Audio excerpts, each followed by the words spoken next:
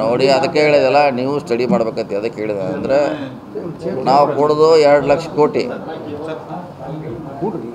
ನಮಗೆ ಬರೋದು 56 ಹೆಚ್ಚು ಕಮ್ಮಿ ಈ ರೇಂಜ್ನಾಗ ಕೊಡ್ತಾರೆ. ನಮ್ಮವ್ರ ಡಿಮಾಂಡ್ ಏನಂದರೆ ಅಟ್ಲೀಸ್ಟ್ 50% ಕೊಡಿ, ನಿಮ್ಮ ಕಾನೂನು ತಿದ್ದುಪಡಿ ಮಾಡಿ ಅಂತ ಹೋರಾಟಿದೆ ನಮ್ಮದು. ಈಗ 30,000 ಕೊಟ್ಟಿದ್ದಾರೆ, ಅದನ್ನು ಕೊಟ್ಟಿವಿ ಅಂತ ಹೇಳ್ತಾರೆ. 2 ಲಕ್ಷ ಕೋಟಿದು ನಾವು ಡಿಮಾಂಡ್ ಮಾಡ್ತಾಯಿದ್ವಿ. ಅದೇನು ಫೈನಾನ್ಸ್ ಆಯೋಗದವ್ರದ್ದು ಏನೊಂದು ಕಾನೂನು ಇದೆಯಲ್ಲ, ಜನಸಂಖ್ಯೆ ಆಧಾರ ಮೇಲೆ ಕೊಡ್ತಾರೆ ಅವರು. UP ಬಿಹಾರದವ್ರಿಗೆ ಹೆಚ್ಚು ಕೊಡ್ತಾರೆ ದುಡ್ಡು. ನಮ್ಮದು highway, express highway, Yamuna Ganga express highway ಅವ್ರು ಮಾಡ್ತಿದ್ದಾರೆ. ಹತ್ರ ಡಿಮಾಂಡ್ ಇದೆ ಹೊರ್ತ. ಅದಕ್ಕೆ ನೀವು ಈ ಲಾಸ್ಟ್ ಟೈಮ್ 36,000 ಕೋಟಿ ಕೊಟ್ಟಿದ್ದಾರೆ ನಮಗೆ. ಕೊಟ್ಟಟ್ಟೆ ಅವ್ರು ಏನಕ್ಕೆ ಕಾನೂನಲ್ಲಿದೆ ಅದು ಬಂದಿದೆ. ನಮ್ಮ ಡಿಮಾಂಡ್ ಏನಂದರೆ ನಿಮ್ಮ ಕಾನೂನು ಚೇಂಜ್ ಮಾಡಿ ಅಟ್ಲೀಸ್ಟ್ 50%, 1 ಲಕ್ಷ ಕೋಟಿ ಆದರೆ ಕೊಡಿ ಅಂತ ನಮ್ಮ ಡಿಮಾಂಡ್. ಆ ಥರ ಡಿಮಾಂಡ್ ಇದೆ.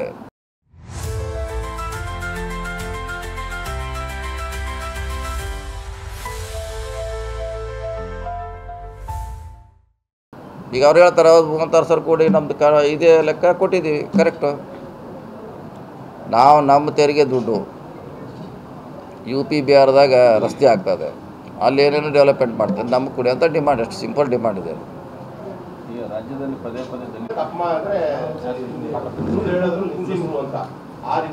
ನೋಡಿ, ಅದಕ್ಕೆ ಹೇಳಿದಲ್ಲ, ನೀವು ಸ್ಟಡಿ ಮಾಡ್ಬೇಕಂತ. ಅದಕ್ಕೆ ಹೇಳಿದೆ ಅಂದರೆ ನಾವು ಕೊಡೋದು 2 ಲಕ್ಷ ಕೋಟಿ,